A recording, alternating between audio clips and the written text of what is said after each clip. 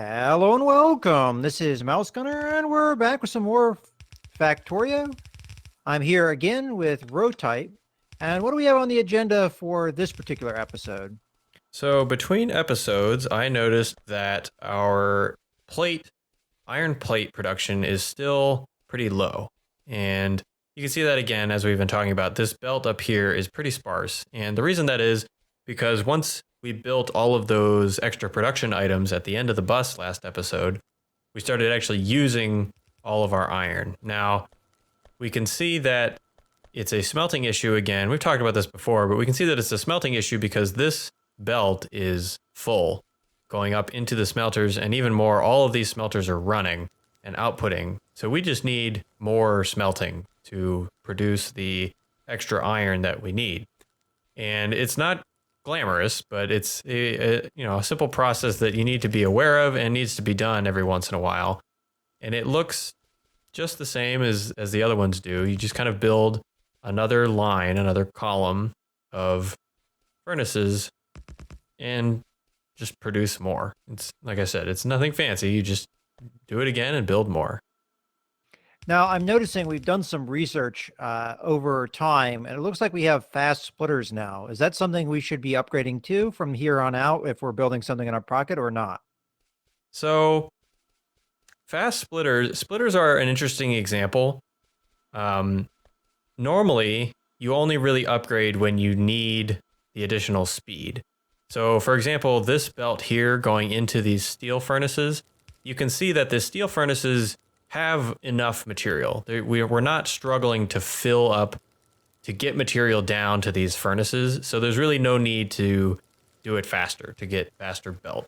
Splitters are a little bit interesting because if you have a single belt kind of coming in and you split with a splitter of the same color as the belt, you're not necessarily going to split efficiently. And it's a little bit difficult to kind of show. Maybe in between episodes, I'll build a little loop to talk about it. But the long story short is if you want a perfect split without losing any speed at all, you use the color or the speed of splitter faster than the belt you have coming in, because that splitter can act fast enough to put the material onto the two different belts at the same speed that it's coming in. All of that said, we are at the point right now where we don't really need that. We don't need the faster belts. We're not really having throughput issues. We have other issues that are limiting us before the splitting or the actual sending of materials down the belts. All of that just to say, nope, we're good with yellow.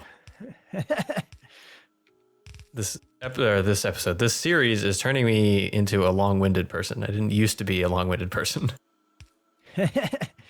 Well, that's your job from here on out. I guess so. I hope it makes sense and people are, kind of learning and understanding all of my talking. I've been zoning you out the whole time. So. Oh, great. Exactly what I want to hear.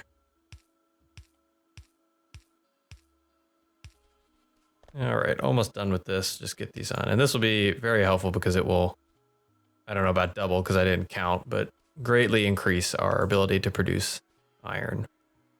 Now we still have these stupid, ugly poles, so I'm just going to stick them wherever they fit. One episode soon, we will make the better poles, and then I will go through and replace all of these crappy poles with better ones. All right, so now we have the second kind of column of iron.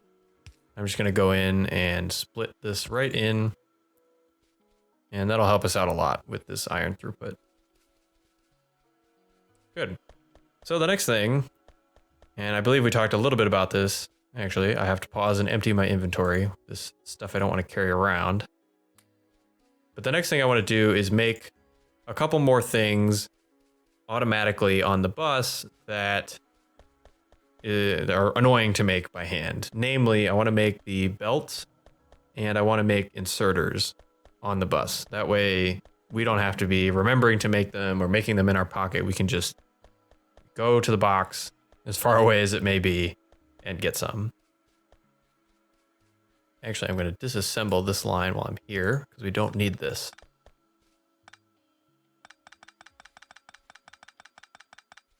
I just realized we had these boxes over here with all these belts and inserters, so I just stole some. Yeah, that was used to be our old kind of temporary green science area. I disassembled it, but ran out of space in my inventory, so I just put the boxes there, disassembled everything else.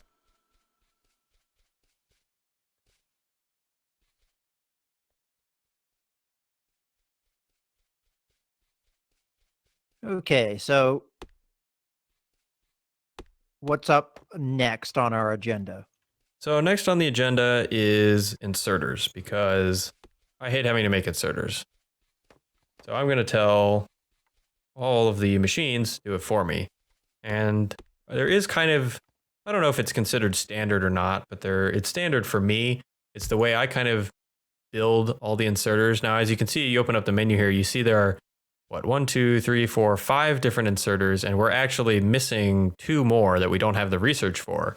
So there's all of these inserters that you can build, and they all take, as you might imagine, similar resources, and all of them, at least at one point in their production chain, except for the burner inserter, require the regular inserter as an input. So you can imagine there are kind of clever ways to go about building this. And again, I'm just going to kind of go over the way I kind of use. I almost said came up with, but I sort of came up with it and sort of copied it from Reddit, but that's kind of how this game goes in a lot of ways. And it's become kind of my standard go-to. And like everything else, it's not necessarily the best way, the way you have to do it, but I like it, so I use it. And I'll go ahead and just kind of construct this. And it uses a lot of the same kind of principles we've seen, this passing, especially with kind of boxes in between. So we'll get into this in a moment. Let's see.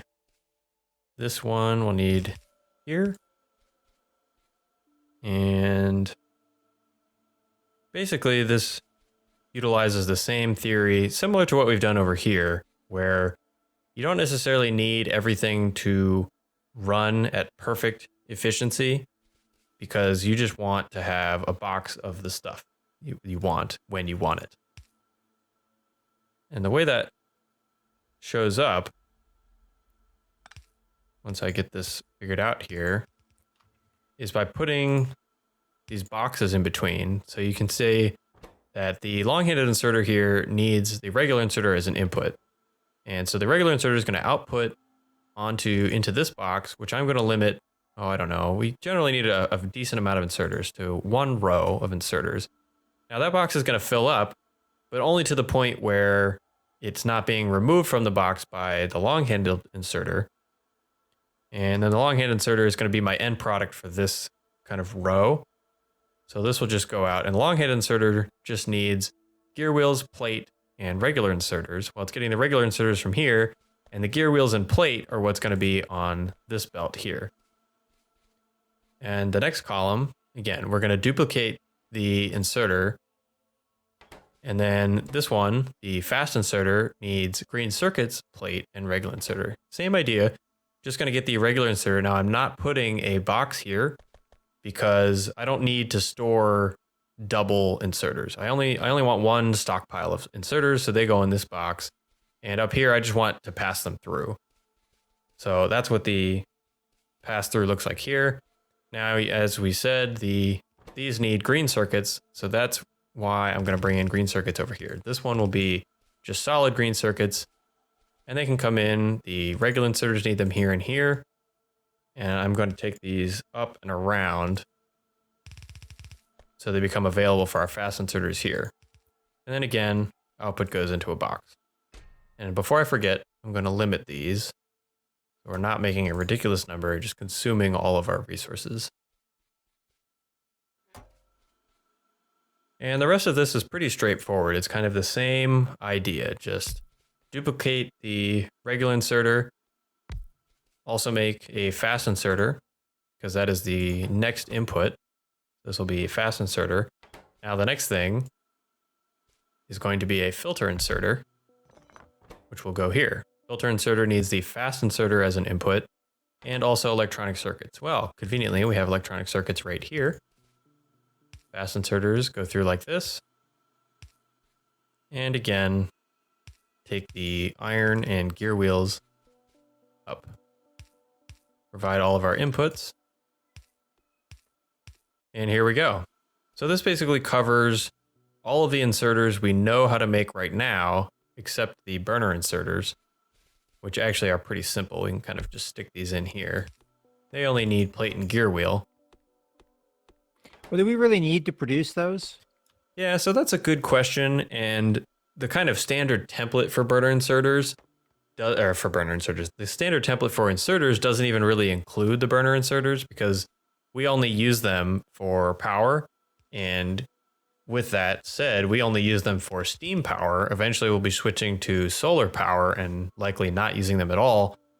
So it's really, up to whoever's building the fact, it's up to you. I do it because at some point I want to not ever build anything by hand, but there's really no absolute necessity. But I already have them built, so I'm going to do it. All right, so I brought resources your way. Great. And so the only other thing we're missing is gears. Now, I did not bring that over from over here because I felt like this was strained enough. That's right. So, yeah, I've mentioned how, we don't need everything to be perfectly efficient because we don't need it, et cetera, et cetera. That said, you don't want to overburden one particular factory such that you're right. If we had pulled the gears off of this one over here, it'd be a bit straining. So generally what I do about this is I don't necessarily do it down there because if I remember correctly, our bus continues up this far. This is fine, temporarily, but a convenient thing you can do is actually just run it, somewhere up here like this. That'll work just fine. I push the right button, gears there. And actually, we were working at cross purposes, unfortunately. But so the way I've set it up here, you can kind of see, it's a little hard to see, but the gear factory is going to be outputting this on this inserter. And so the gears are going to show up on the right side of the belt. So we just need the iron plate to be on the left. And untake this. Oops, that wasn't it. There we go. I had it perfect. It would have done what I wanted it to perfectly. You had plates on the other side. What? All right, whatever. I just have to, disassemble anything you do and do it differently. This is my way. It probably would have worked. But it was probably going to be in the way of our bus. So you can, the bus is very, very not filled in right now, but I believe this row height is eventually going to be a part of our bus. So the assembly machine would have had to move. I just built it kind of compact in. Oh, you're going to do it anyway. Huh? Tuning me out again, right? And you stole one of my fast inserters too. Well, in 30 seconds, this will be running, and you'll have more than you can know what to do with. Well, that's a lie. You're always running out of inserters in this game, but I have many. Here's always the age-old question. Did I hook everything up right such that we're actually producing things? We don't have enough fast inserters. That's what we are lacking. A lot of these inserter and kind of simple items like inserters, gears definitely need fast inserters because they operate very quickly.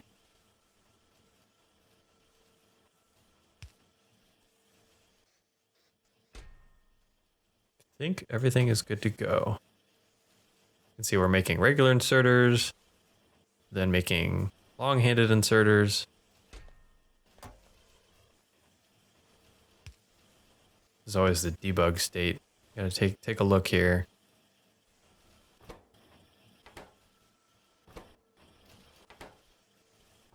I'm gonna go ahead and jumpstart some of this production by giving all of these extra gear wheels I have in my pocket to some of these machines.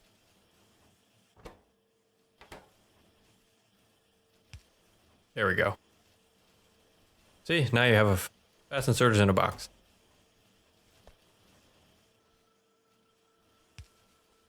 So what you're saying is I don't need normal inserters in my pocket anymore?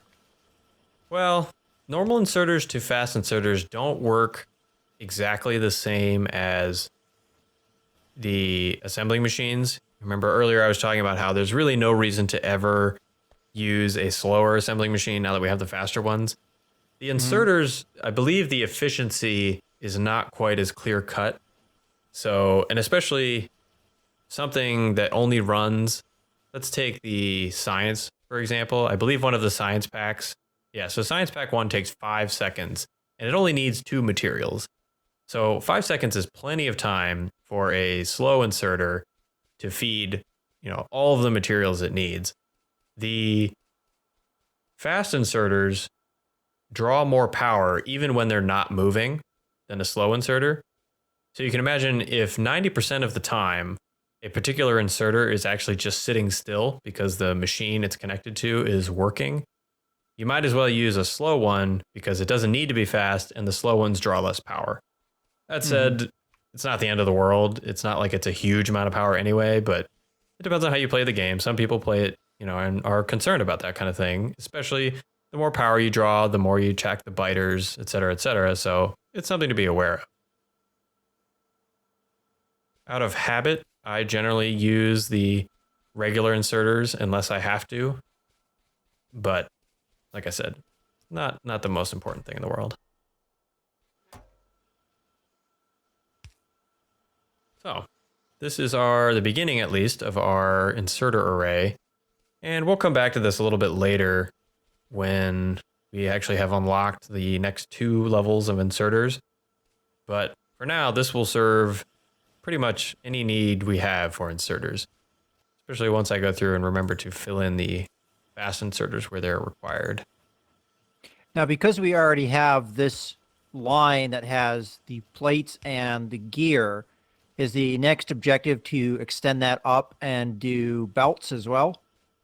So I generally do belts in a separate array just because belts need an exorbitant amount of gears. And even in this kind of, build it when you can mentality we've been in, which I will continue for belts, belts just need a ton of gear, like a lot of gears. So what's going to happen next is actually we'll probably have to build like a small column in this. I mean, all the trees are in the way. You can actually hardly see my ghost images because of the trees, but we'll build like a small column of maybe 4 or 5 gear factories just to feed the belt assembly area. Because like I said, they take so much gears that it's worthwhile to just have a couple assembly machines just dedicated to transport belts only. Okay, well, I guess we can start working on that a little bit right now. Yeah, unfortunately, that's going to be a lot of tree cutting because we're still in this forest, but that will be the next thing we're up to. I'm going to adjust the bus a little bit so that we can get the resources where we need them. Oh, that's a scary thing you just said. Adjust the bus. Well, I don't know if that's proper terminology, but adjust one of the offshoots. Bring the bus forward is probably the right. Yes. Extend the bus. There we go. I suppose there are a couple accepted terms in the community that plays this game. All right. Well, you know what? I think this is a good point to go ahead and put a cut in the video. So I hope you guys have enjoyed the video. This is MouseGunner and Roadtype signing out.